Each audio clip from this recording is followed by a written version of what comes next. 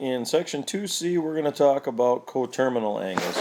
Coterminal, if you think about when we talked about initial side, terminal side, coterminal would be angles that end with the same, or at the same spot, okay, or have the same terminal side. So coterminal, and it has to do with revolutions. If you think about one full revolution, think about on the unit circle is 360 degrees. One full revolution in terms of radians is 2 pi. So what you can do to find coterminal angles is basically keep adding or subtracting full revolutions in terms of degrees or in terms of radians. So that comes down to adding and subtracting 360 degrees, okay, and adding and subtracting a full revolution in radians, which is 2 pi. And we'll get to the radian measure after a bit. We're going to do number 29 here first, of 465. So I need a positive and a negative coterminal angle. So if you notice 465, that's actually more than one full revolution. So I could add another full revolution, but I notice that when I subtract it, if I take 465 and subtract 360, that ends up being 105. So there would be a positive coterminal angle.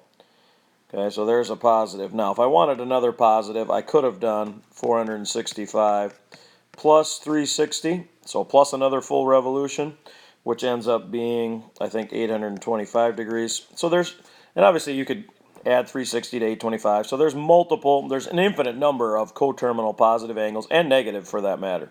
Now, what happens if I want a negative one, and I only need to give one of these two for the positive. If I want a negative one, I could go ahead, I'm at 105 here after I subtracted 360. If I subtract another full revolution, 105 minus 360 would be at negative 255. And there is a negative coterminal angle to 465.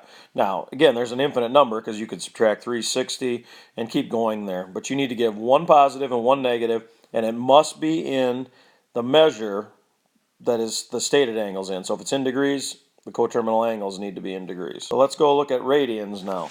So let's look at number 38 here.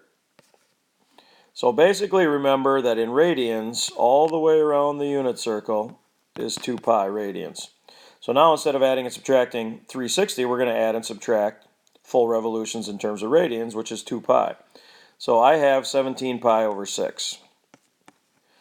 Now I could add 2 pi to that, but I notice that's that's almost, if you think about 17/6, that's not quite 3. So I know I'm more than a full revolution right there. I'm going to subtract 2 pi. Now here's what I want you to think about. This is like 2 pi over 1. In order to do these, we're dealing with fractions, so you need to find common denominators. So if I multiplied by 6 to get a common denominator, I really have 17 pi over 6 minus 12 pi over 6. Well, if I go ahead and subtract that, I have common denominator, so 17 pi minus 12 pi, it's like they're like terms, that's 5 pi. So 5 pi over 6 would be a positive coterminal angle. Now, I could then take 5 pi over 6 and subtract another full revolution of 2 pi. And again, I want to find a common denominator, so I'm going to times by 6 times by 6. So I'm really doing 5 pi over 6 minus 12 pi over 6. Well, 5 pi minus 12 pi is negative 7 pi over 6.